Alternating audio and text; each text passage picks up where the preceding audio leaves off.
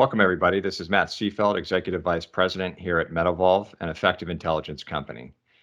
Today, I want to talk a little bit about price versus value.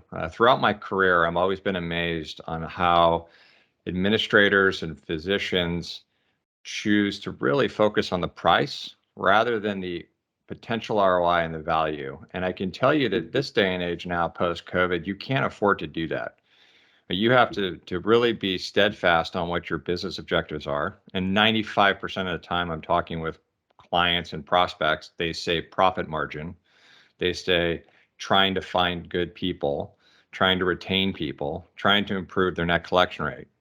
So those are all macro things that are going to drive significant value to the financials of the organization. But are you willing to invest in the right software that's going to align with those objectives? And many don't. And so 2 years down the road, you've gone with the cheaper option, you don't get the result, and you blame the vendor.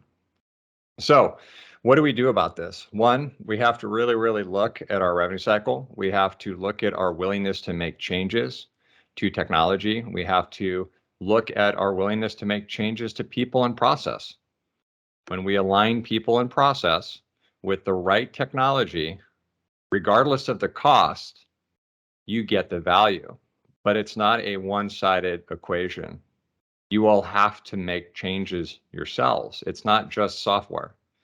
So next time you're shopping for workflow automation or labor and intelligence or dashboards or anything that you believe is going to drive profit margin by reducing labor cost and improving net revenue, ask yourself, are you shopping purely on price or are you shopping on value?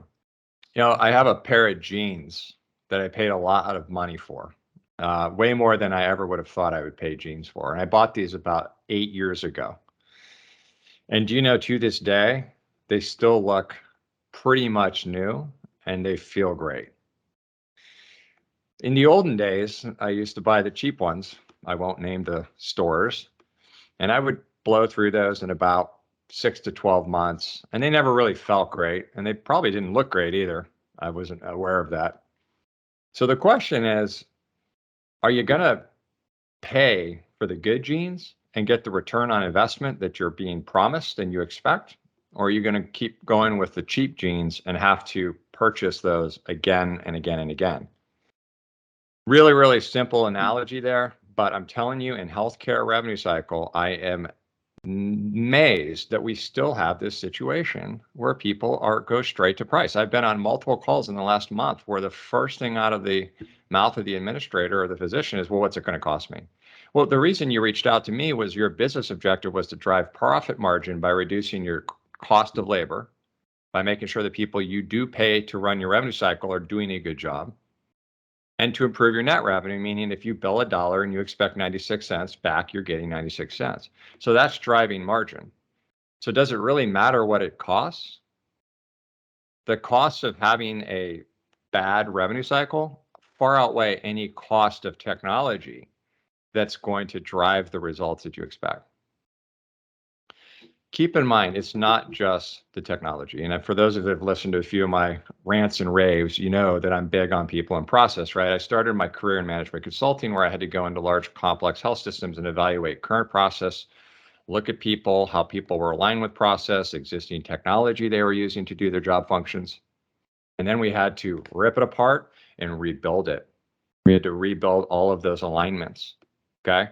And lots of things changed, but at the end of the day, the margins went up because we were able to reduce the dependency on labor and improve that net revenue. So next time you're out shopping for software or you're on a call with a vendor, I would recommend not starting with what it's a cost. Really get them to focus on where the return is going to be and think about your willingness to make the organizational changes to align with that technology to get that return on investment.